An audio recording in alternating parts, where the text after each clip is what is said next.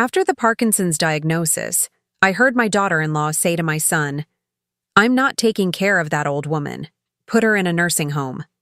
He didn't defend me. The following week, I canceled the mortgage. I'm glad to have you here. Follow my story until the end and comment the city you're watching from so I can see how far my story has reached. I never thought that at 70 years old, I'd be sitting alone on the edge of my bed, tears streaming down my face, trying to muffle my sobs with a pillow. But that's what happens when you overhear your own son refusing to defend you against the cruelest suggestion imaginable. It had started as just another Tuesday. The tremor in my right hand had been getting worse for months, but I kept dismissing it as age or stress. Everyone shakes a little at my age, I'd tell myself. But when I dropped my third coffee cup in a week, my neighbor Martha finally convinced me to see Dr. Patel. The diagnosis hit me like a freight train: Parkinson's disease. I sat in that sterile examination room, the fluorescent lights suddenly too bright, as Dr. Patel explained what was happening to my body. "We caught it relatively early, Estelle," he said, his kind eyes meeting mine. "With proper medication and therapy, many patients maintain their independence for years." Independence. The word echoed in my mind as I drove home, my hands gripping, the steering wheel so tight my knuckles turned white. I'd been independent my whole life, especially after Harold died 23 years ago, leaving me to raise Carlton alone. Now my own body was betraying me. I pulled into my driveway, sitting in the car for several minutes, trying to gather the courage to walk inside and face my new reality. Carlton and his wife Leilani were visiting, staying in the guest room for the week while their kitchen was being renovated. I needed to tell them, but I couldn't find the words. How do you tell your only child that you're sick? That someday you might need help? I finally made my way inside, moving quietly through the back door. I planned to go straight to my room, collect myself, and then break the news over dinner. But as I passed the guest room, I heard their voices. Leilani's, sharp and clear, Carlton's lower but distinct. "This changes everything," Leilani was saying. "A nursing home is the only option." I froze, my hand reaching for the wall to steady myself. "My mom would hate that," Carlton replied, his voice hesitant. "So what's your solution? You want us to be her caretakers?" "I didn't sign up to look after your mother." Leilani's voice dripped, with contempt. "I'm not going to waste my life taking care of that old woman. Just throw her in a home and be done with it."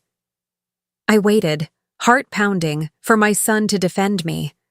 To say something, anything, that showed he valued me as more than a burden. But there was only silence, followed by his resigned sigh. "Let's talk about this later," he finally said. "She doesn't even know her diagnosis yet." My legs nearly gave out beneath me. They knew. Somehow they already knew what Dr. Patel had told me just hours ago. Had the doctor called them? Had Carlton been talking to my doctors behind my back? I crept to my bedroom, careful not to make a sound. Once inside, I sank onto my bed, the weight of betrayal far heavier than any disease diagnosis. The tears came silently at first, then in heaving sobs that I smothered with my pillow. "Throw her in a home."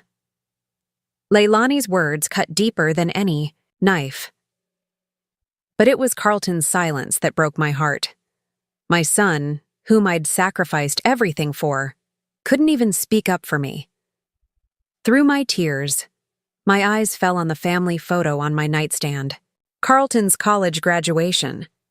My arm was around him, my face beaming with pride. I'd worked 2 jobs to put him through school after Harold died. Teaching during the day, bookkeeping at night. I'd gone without so he could have everything, and now, at the moment I needed him most, he couldn't even defend my dignity. I don't know how long I sat there, but eventually the tears subsided, replaced by something else. A quiet, steely resolve. I straightened my back, wiped my face, and looked at myself in the mirror. "Estelle Morgan," I whispered to my reflection, You've been taking care of yourself your whole life. This changes nothing. But deep down, I knew that wasn't true. Everything had changed. The scales had fallen from my eyes, and for the first time I saw my son and my place in his life with perfect clarity. I opened my desk drawer and pulled out the folder containing all the financial documents. The mortgage papers for Carlton and Leilani's house stared back at me. The house I'd been helping them pay for since they got married 5 years ago. The house they'd insisted was too small to have me visit for more than a few days at a time.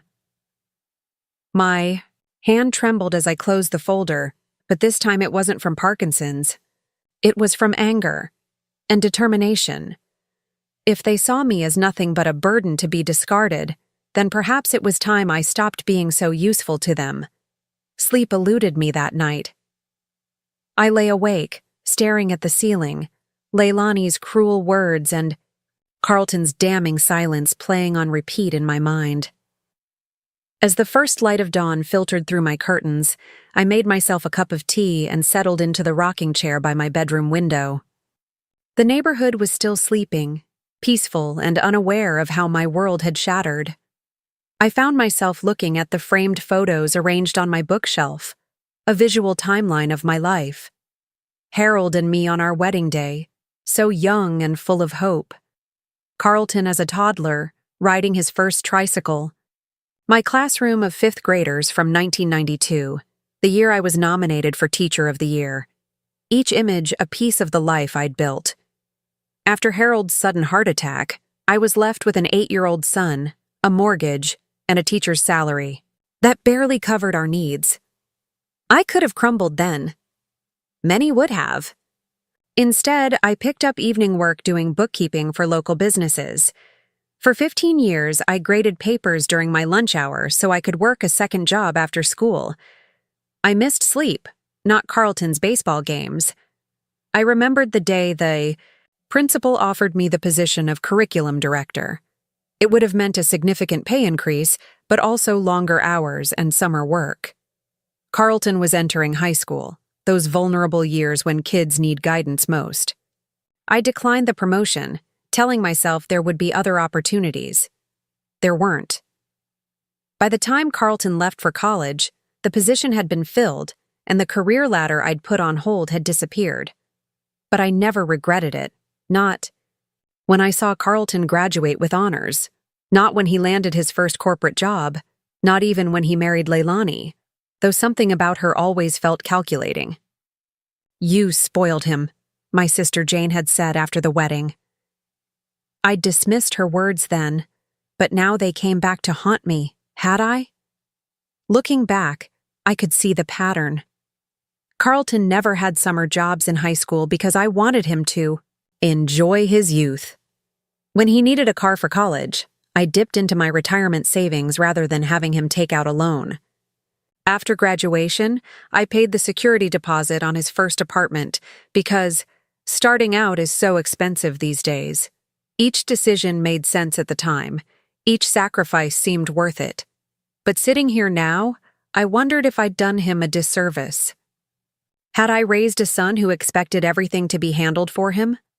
Who saw his mother as a resource rather than a person? When Carlton and Leilani decided to buy their house, far larger than 2 people needed, they'd come to me with the numbers. "We're just a little short on the down payment," Carlton had explained, spreadsheets neatly arranged on my kitchen table, "and the monthly payments will be tight for the first few years." I'd offered to help without hesitation. What else would a mother do? I took out a home equity loan and gave them the down payment as a gift. Then I set up the monthly transfers to supplement their mortgage payments, telling myself it was temporary. 5 years later, I was still making those transfers. And when they wanted to renovate their kitchen, a kitchen already nicer than mine, had ever been, I hadn't questioned it. The teacup in my hand had gone cold. I set it down and reached for my laptop, something I rarely used first thing in the morning. I logged into my bank account and stared at the recurring payment, while our $200 transferred to Carlton and Leilani's account on the first of every month. a sum that represented hours of my labor, years of my sacrifice. Just throw her in a home. The words still stung, but now they also clarified something. I'd been so busy being needed that I hadn't seen I wasn't wanted, not for myself anyway. Just for what I could give. I opened another tab and typed, Parkinson's disease support groups. Then, independent living with Parkinson's. Then, activities for seniors. With each search, a new world of possibilities opened before me. For so long, I'd defined myself by what I gave to others, to my students, to Carlton. What might my life look like if I redirected that energy toward myself? A notification popped up on my phone. Mortgage transfer, scheduled for tomorrow. My finger hovered over the screen. One tap, and I could cancel it. One decision, and everything would change. I heard movement downstairs. Carlton and Leilani were awake. Soon they'd expect me to make breakfast, as I'd done every morning of their visit. They'd sit at my table, eat my food, accept my generosity, all while planning to discard me at the first sign of inconvenience. A clarity I hadn't felt in years washed over me. I was not just Carlton's mother or a checkbook with legs. I was Estelle Morgan, former teacher, widow, survivor. And I had one more lesson to teach, perhaps the most important one of all. I tapped cancel payment and watched as the confirmation appeared on my screen. For the first time since hearing the diagnosis, I smiled. Downstairs, I heard Carlton call my name. I took a deep breath, straightened my shoulders, and headed for the door. I may have Parkinson's, but I was not powerless. Not anymore. The next morning, I walked into my kitchen with purpose. Carlton and Leilani were already seated at the table, scrolling through their phones. "Good morning," I said, my voice steady despite the storm inside me. Carlton looked up, his expression unreadable. "Morning, Mom. We were thinking about going out for breakfast. Want to join us?" The invitation surprised me. Part of me wanted to accept, to pretend yesterday hadn't happened. But I couldn't unsee what I'd seen, unhear what I'd heard. No, thank you. I have an appointment. Leilani raised an eyebrow. Another doctor's appointment already? So they definitely knew about my diagnosis. The confirmation stung, but I kept my face neutral. Actually, I'm meeting with my financial advisor. I watched their reaction carefully. Carlton's posture stiffened slightly, while Leilani's eyes narrowed almost imperceptibly. "Anything wrong?" Carlton asked, his tone casual but eyes alert. "Not wrong," I replied, pouring myself a cup of coffee. "Just time to reorganize some things. At my age, it's important to have everything in order." Leilani's smile didn't reach her eyes. "That's so responsible of you, Estelle. Have you thought about what we discussed before? About possibly selling this big house? It must be so much work for you." I sipped my coffee, letting the moment stretch. They'd been pushing me to sell my home for years, suggesting I move into a condo or someplace smaller. Now I understood why. "I'm considering all my options," I said finally. "This house has been my home for 40 years. I'm not quite ready to let it go." After they left for breakfast, I sat at my kitchen table and made a list. First, I called James Hoffman, my attorney. Harold had introduced us decades ago, and he'd handled my husband's estate after his death. He agreed to see me that afternoon. Next, I called Margaret Wilson. We'd taught together for 20 years before she retired to start a consulting business for seniors transitioning to new living situations. If anyone could help me navigate this new reality, it was Margaret. My final call was to Dr. Patel's office. The receptionist confirmed that someone had called yesterday requesting information about my condition. "We explained that we couldn't discuss your medical details without your consent," she assured me. "Who called?" I asked, though I already knew. "A man identifying himself as your son." I thanked her and hung up, anger simmering beneath my skin. Not only had Carlton gone behind my back, but he'd tried to violate my privacy, all while planning to throw me in a home. James's office was exactly as I remembered, leather-bound books lining the walls, the scent of lemon polish in the air. He greeted me with a warm handshake and genuine concern when I told him about my diagnosis. "I'm sorry, Estelle. That's difficult news." "Yes, but that's not why I'm here." I took a deep breath. "I need to change some financial arrangements." I explained about the mortgage payments, the home equity loan, the various ways I'd been supporting Carlton and Leilani. James listened without judgment, taking notes and occasionally asking questions. When I finished, he leaned back in his chair. "So you want to stop these payments?" "Yes, but there's more." I straightened my shoulders. "I need to protect myself. If my condition progresses, I want to ensure that I'm the one making decisions about my care, not my son." James nodded gravely. "We should update your advance directive and power of attorney. I'd recommend naming someone other than Carlton for these roles." My stomach clenched at the suggestion, but I knew he was right. "My sister Jane," I said after a moment. "She's always been practical, and she'll respect my wishes." By the time I left James's office, I had a plan in motion. The mortgage payments would stop. My assets would be reorganized to prioritize my care. Most importantly, I would control my own future. Margaret met me for coffee the next day. Her familiar laugh and no-nonsense attitude exactly what I needed. I told her everything: the diagnosis, Leilani's cruel words, Carlton's betrayal, my decision to cut financial ties. "Good for you," she said fiercely. "Now, let's talk about what you want your life to look like." For the next hour, we discussed options: independent living communities, in-home care services for when I might need them, support groups for Parkinson's patients, physical therapy to maintain mobility. "And what about you, Estelle?" Margaret asked. "Not your condition, not your care, you. What do you want for yourself?" The question caught me off guard. For so long, my identity had been wrapped up in being Carlton's mother, in being needed. Who was I beyond that? "I always wanted to teach adult literacy," I said slowly.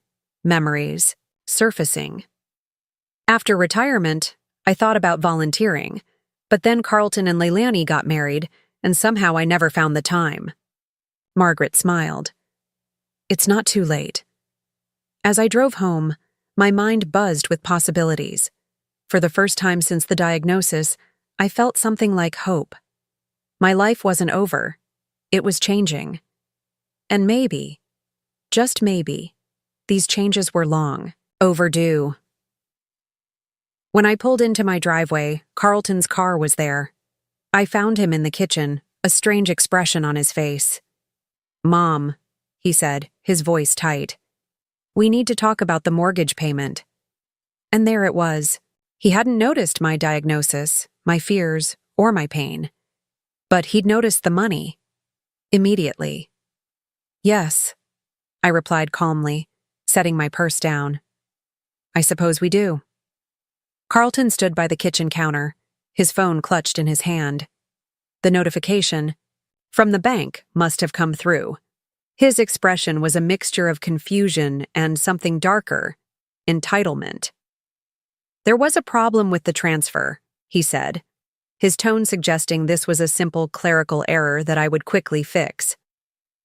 Pulled out a chair and sat down, motioning for him to do the same. "It wasn't a problem, Carlton. I canceled it." His face flushed. "Canceled it? Why would you do that without talking to me first?" "The same reason you called my doctor without talking to me first," I replied evenly. The color drained from his face. "Mom, I heard you and Leilani talking." I kept my voice steady, though my heart raced. "The day of my diagnosis, I heard everything." Carlton's eyes widened with recognition, then darted away in shame. "You don't understand. Leilani was just upset. She didn't mean To suggest throwing me in a nursing home at the first sign of illness? To treat me like a burden to be discarded? The words came out sharper than I intended, years of unacknowledged hurt behind them. It wasn't like that, he insisted, but his voice lacked conviction. What was it like then? I asked quietly. Explain to me why my son, who I have supported, in every possible way, couldn't defend his mother's dignity. Carlton ran a hand through his hair, a gesture so reminiscent of his father that my chest ached. You're taking this out of context. We were just discussing options, planning for the future. My future, without consulting me. He had the decency to look ashamed, but it didn't last. His expression hardened. That still doesn't explain why you canceled the mortgage payment. We were counting on that money, Mom. The words hung in the air between us, confirming everything I'd feared. It wasn't love or concern that brought him to my kitchen today. It was the missing money. I've been thinking about my own future, I said. With this diagnosis, I need to ensure I can care for myself. That means reassessing my finances. So you're just cutting us off? Just like that? His voice rose, indignation replacing shame. After everything. What, Carlton? I interrupted, my patience fraying. After everything I've done for you? After working 2 jobs to put you through college? After helping you buy a house you couldn't afford? After supporting you financially well into your 30s? He flinched as if I'd slapped him. That's not fair. You offered to help. You said you wanted to. And I did. But I never thought my own son would be plotting to put me in a home while taking my money. The back door opened before Carlton could respond. Leilani stepped in, her eyes darting between us, immediately sensing the tension. What's going on? She asked, her voice honey-sweet but her eyes calculating. Carlton turned to her, his expression strained. Mom knows about our conversation, about the doctor. Leilani's mask of concern slipped for just a moment, revealing irritation underneath. But she recovered quickly, moving to sit beside me, reaching for my hand. I pulled away. Estelle, you misunderstood, she said, her voice dripping with false sincerity. We were just worried about you, about making sure you had the best care. By discussing nursing homes before I even came home with my diagnosis? I asked. By going behind my back to my doctor? Leilani's eyes hardened. Someone had to be practical. Carlton was too emotional to think clearly. I almost laughed. Carlton? Emotional? The son who couldn't even defend me against his wife's cruelty?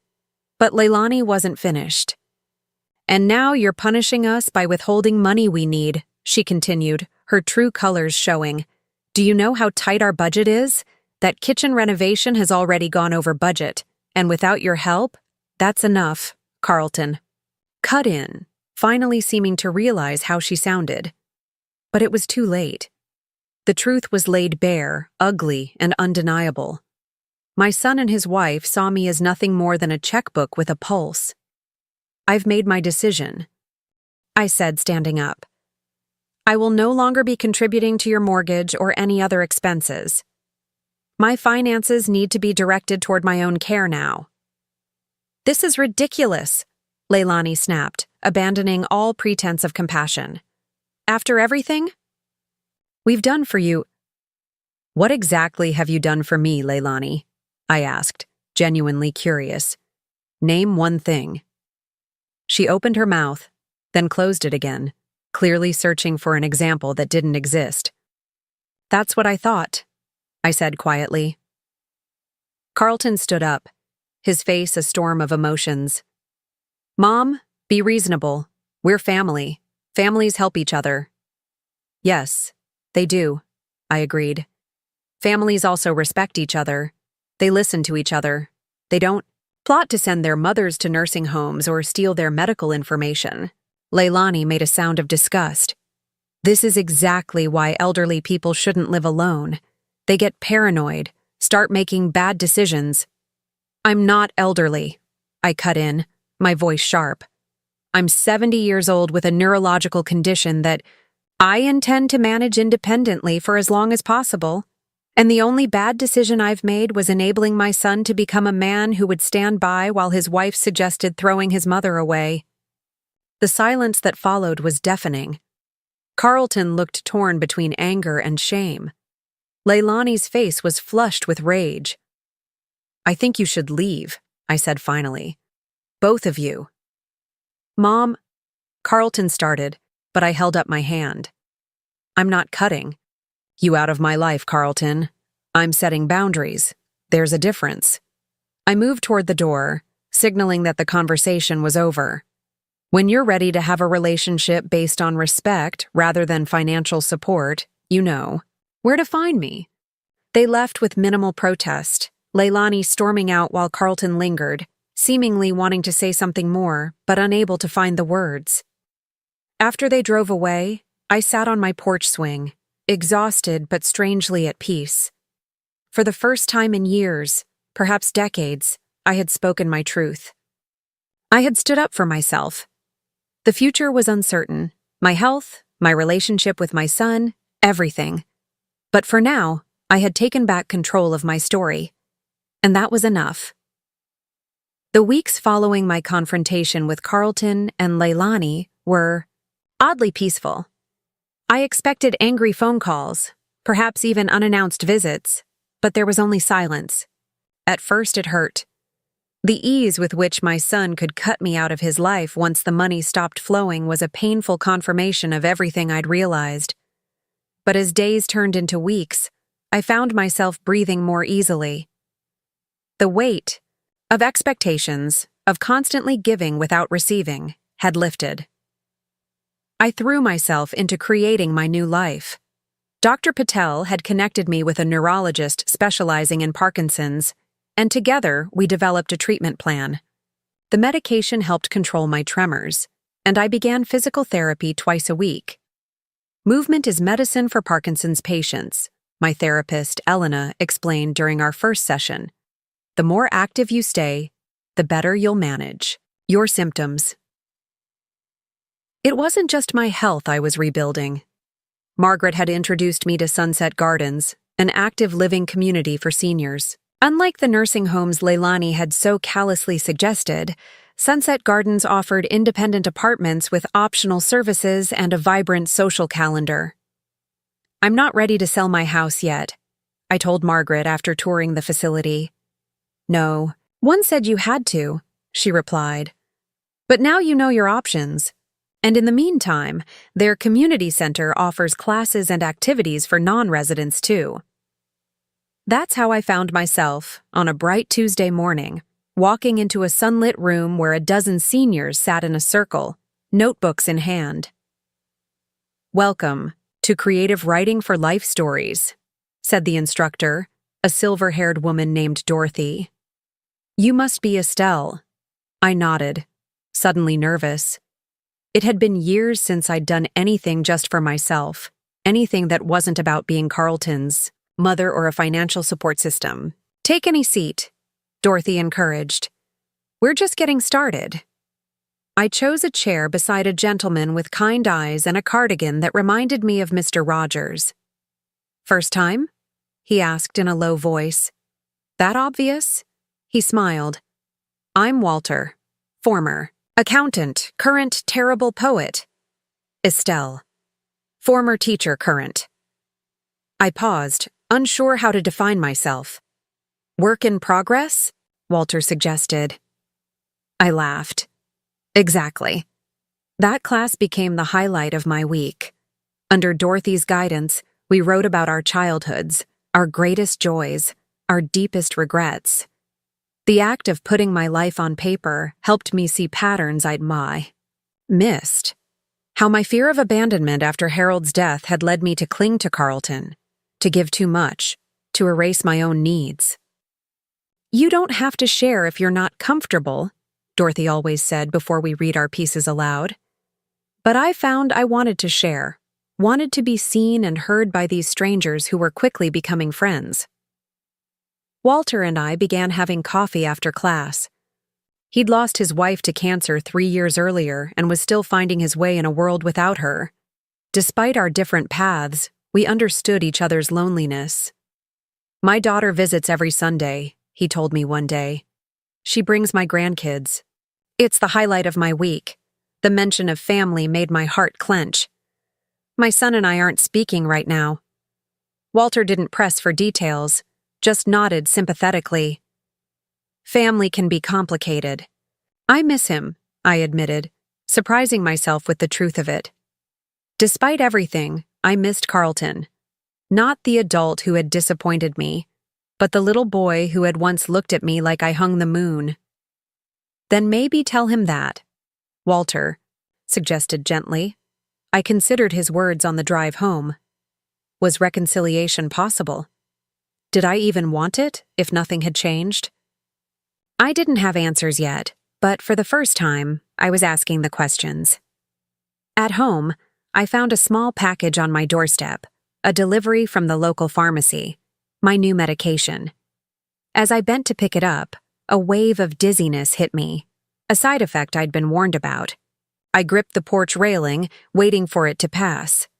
"Ms. Morgan, are you okay?" I looked up to see my new neighbor, Diane, watching me with concern from her driveway. She'd moved in a month ago, a retired nurse with a boisterous laugh and an impressive garden. "Just a bit dizzy," I assured her. "New medication." Diane crossed the lawn to my porch. "Let me help you inside." I started to refuse, a lifetime habit of not accepting help, but stopped myself. "Thank you, that would be kind." Inside, Diane insisted on making tea while I sat at the kitchen table. "My mother had Parkinson's," she said, moving around my kitchen with easy confidence. "Lived with it for 15 years, active till the end." "That's encouraging," I said, watching her. "Did you care for her?" Diane nodded. "Along with home health aides, we developed quite the system." She placed a steaming mug in front of me. "If you ever need a hand, I'm just next door. No strings attached." I wrapped my hands around the warm mug, something tight in my chest loosening. "I appreciate that." After Diane left, I sat in my quiet kitchen, thinking about the day. I'd shared my writing with strangers who'd become friends. I'd accepted help from a neighbor without shame. Small steps, but significant ones. My phone chimed, with a text message. It was from Jane, my sister. "Just checking in. How are you feeling?" I texted back. "Better than expected. Having dinner with new friends Friday. We'll call you this weekend." Friends. The word felt right.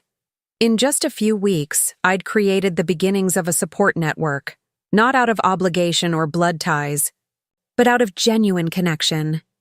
People who saw me as Estelle, not as a wallet or a burden. The doorbell rang, startling me. When I opened it, my heart stuttered in my chest. It was Carlton, alone, looking uncertain. "Mom," he said, his voice rough. "Can we talk?" I studied my son's face, the dark circles under his eyes, the tension in his jaw. Part of me wanted to pull him into my arms, to comfort him as I had when he was small. Another part remembered his silence as Leilani suggested discarding me. But I wasn't the same woman who had heard those cruel words. I was stronger now, clearer, about my boundaries and worth. "Yes," I said, stepping back to let him in. "I think it's time we did." Carlton sat across from me at the kitchen table, his fingers nervously tracing the wood grain patterns. Neither of us spoke for several moments. The silence between us felt like a physical presence, years of unspoken truths and missed connections. "You've redecorated," he finally said, gesturing to the new curtains and the potted herbs lining my windowsill. "Small changes," I replied. "They help." He nodded, then took a deep breath. "Mom, I owe you an apology. What you heard that day, it wasn't what I really think." I regarded him steadily. "Then why didn't you say so at the time?" His eyes dropped to the table. "I don't know. I guess I've always tried to keep the peace with Leilani. She gets upset easily, and it's easier to go along. Even when she's suggesting putting your mother in a nursing home against her will? Carlton flinched. I never would have let that happen. But you didn't tell her that, did you? I kept my voice gentle but firm. You didn't stand up for me. He shook his head, shame evident in the slump of his shoulders. No, I didn't, and I should have. I waited, sensing there was more he needed to say. Leilani left me, he finally admitted, the words coming out in a rush. 3 weeks ago. She said if I couldn't provide the lifestyle she deserved, there was no point staying married. My heart ached for him, despite everything. I'm sorry, Carlton. Don't be, he said, a bitter smile twisting his lips. You were right about her, about a lot of things. He looked up, meeting my eyes directly for the first time. I've been doing a lot of thinking, Mom, about who I am, who I've become. I don't like what I see. I reached across the table and took his hand. It's never too late to change, Carlton. He squeezed my fingers. I've been so blind, so entitled. You gave, and I just took it as my due. I never stopped to think about what you might need. Why are you here now?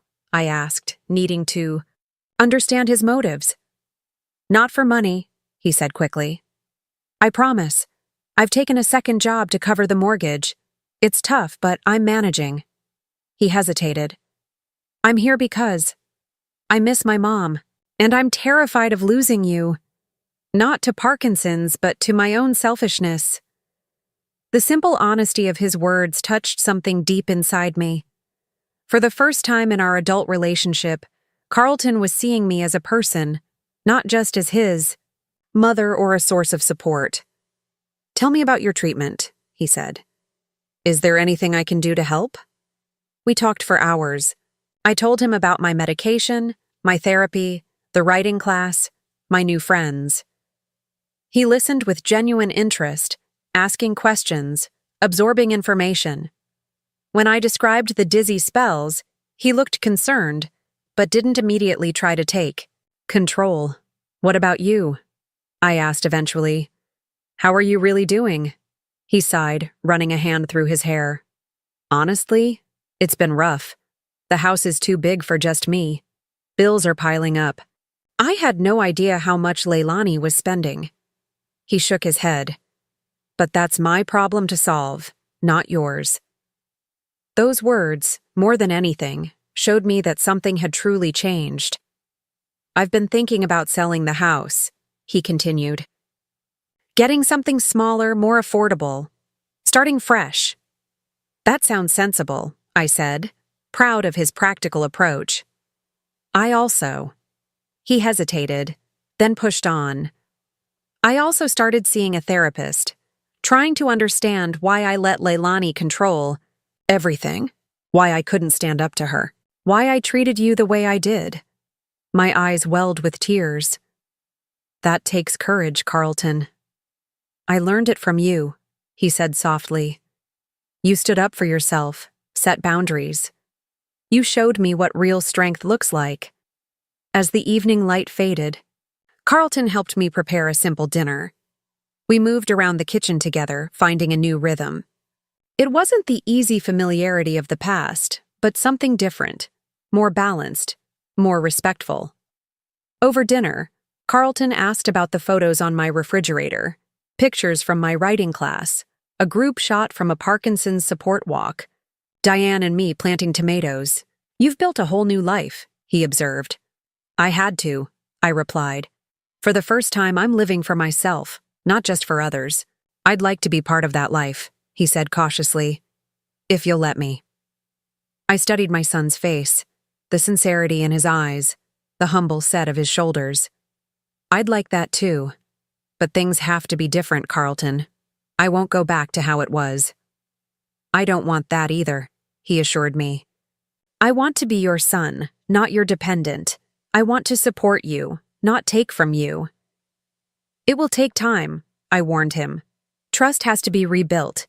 He nodded solemnly. I know. I'm prepared for that.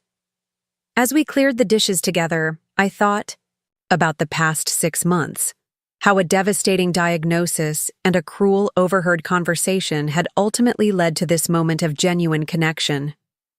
Life's strange turns never cease to amaze me.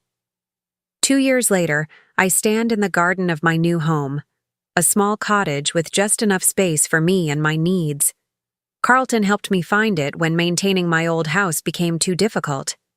It's closer to Sunset Gardens, where I now teach a writing class of my own, and to the community center where I volunteer with an adult literacy program. My Parkinson's has progressed, but slowly. I have good days and bad days. On the bad ones, I have a network of support, friends who check in, neighbors who help, and a son who visits regularly, bringing groceries and staying for long conversations. Carlton sold his too large house and bought a modest condo nearby. He's dating again, a kind kindergarten teacher who treats me with genuine warmth. Leilani occasionally reaches out to him for help or money, but he's learned to set boundaries, a skill he says he learned from me. Today is Sunday, our standing dinner date. As I arrange flowers on the table, I hear his car pull into the driveway. Through the window, I watch him gather bags from the back seat, ingredients for the meal we'll cook together. The tremor in my hand is worse today, but I don't try to hide it anymore. Carlton will simply take over the tasks that require steady hands, without comment or pity. We've found our way to a new relationship, one built on mutual respect rather than dependency. My diagnosis was not the end I feared, but rather the beginning of something unexpected. It forced me to reevaluate everything. What I wanted, what I deserved, what truly mattered. It taught my son the value of character over convenience, of depth over shallow appearances. The doorbell rings, and I move to answer it, my steps slow but purposeful. This is not the life I planned, but it is, rich with meaning and connection. And as I open the door to my son's smiling face, I know with certainty that I wouldn't trade it for the world. Now I'm curious about you who listened to my story. What would you do if you were in my place? Have you ever been through something similar? Comment below, and meanwhile, I'm leaving on the final screen 2 other stories that are channel favorites, and they will definitely surprise you. Thank you for watching until here.